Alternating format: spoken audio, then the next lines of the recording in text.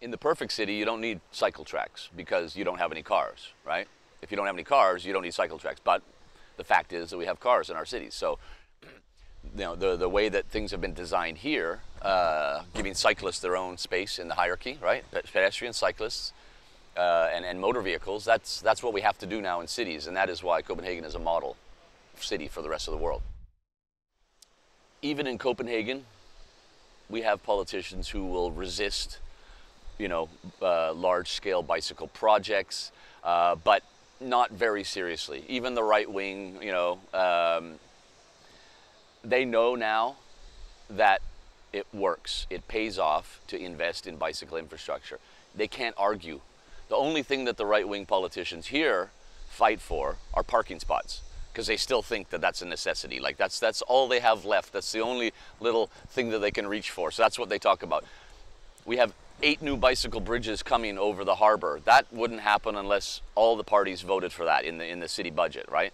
So you have all the politicians across the board have said yes to 8 new bicycle bridges. I mean, you know, in 10 years it's going to be like Paris here. We're going to have like all the bridges across, but it's all going to be bicycle and pedestrian. That is a wild investment, which comes from all the parties. So political will is incredibly important.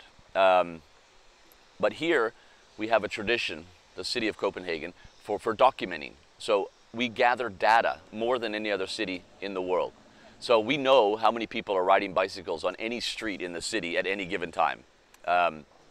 Because the city counts all the different traffic users all the time. So when you're presented with data, it doesn't matter who you're showing it to, they're, oh God, I can't argue with data. You know, data is gold. And when I'm working with other cities and cities that are just starting on this journey to becoming bicycle friendly, they, oh, what do we do? Where do we start? And I say infrastructure is important, but you know what? You need data. You got to get people out there counting how many cyclists, because if you say to the politician, we need a cycle track here. Oh, there's no bikes there. I drive past twice a day, I see 5 bikes. But they're not there on the corner, standing there all day long. And in St. Petersburg, for example, this is one of the cities I was in recently, I'm going, you got to count. And they're out counting now, and you know, there's like maybe 600 cyclists, and then politicians are 600 a day. That's like a lot. That's like, you know, 10 buses, you know. Yeah, they didn't know that. Nobody knows that. So data helps sell the idea. It helps encourage political will. People still say, oh, we can't take out car parking here because our shops will go out of business if you want to take car parking and put in bicycle infrastructure. They don't know how people get to their shops. There's big neighborhoods in Istanbul, everywhere in the world. Most, you know, 80% arrive on foot, you know, or by public transport because it's their neighborhood. So there's a lot of misconceptions which can be solved with gathering data and providing people with information. That inspires even the most hardcore anti-bicycle or anti-urbanist politician, you know. You can't argue with data. So that encourages political will. So here, there's absolutely no problem because they see it working every single day.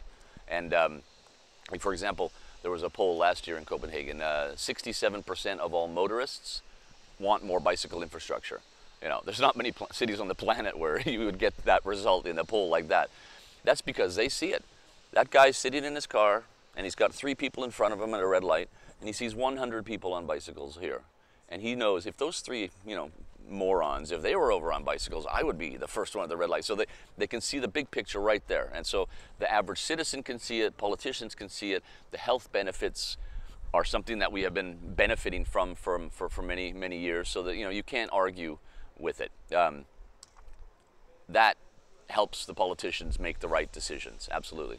The next hurdle is the engineers, who have come from an engineering education that is unchanged for 60 years. If you study traffic engineering, you're learning the same thing as the guy did in 1958. Really, the computer models are the same, like nothing has changed. So that's the next hurdle is encouraging you know, engineers and planners to start thinking differently, which is happening around the world, but still, this is also a slow process. So that needs politicians to say to the traffic engineering department, shut up. I don't want to hear your models from 1961 that say we can't do this and that. And, you know, now we have to think differently. And there's enough cities, not just Copenhagen, but cities around the world that are just doing it. Paris, Barcelona, Dublin, Seville, Buenos Aires. There was no bicycles left in these cities. in 2006. Now they're well on their way to becoming bicycle friendly. It's not just Copenhagen anymore. It's Seville going from 0.2% on bikes to 7 in only 5 years. Dublin from 0.3% to almost 10% in the city center in only 5 years. So this is what's possible. What we've done slowly here for 40 years, nobody was hurrying us up. We were just sort of, you know, the city was just slowly improving, testing, making mistakes, fixing them, ending up at this best practice that we have here. You know, what we did here for 40 years can be done in 5 or 10 in any city on the planet with the political will, with educating the politicians, and then getting the engineers and planners on board, and then you see it happening in a very short time.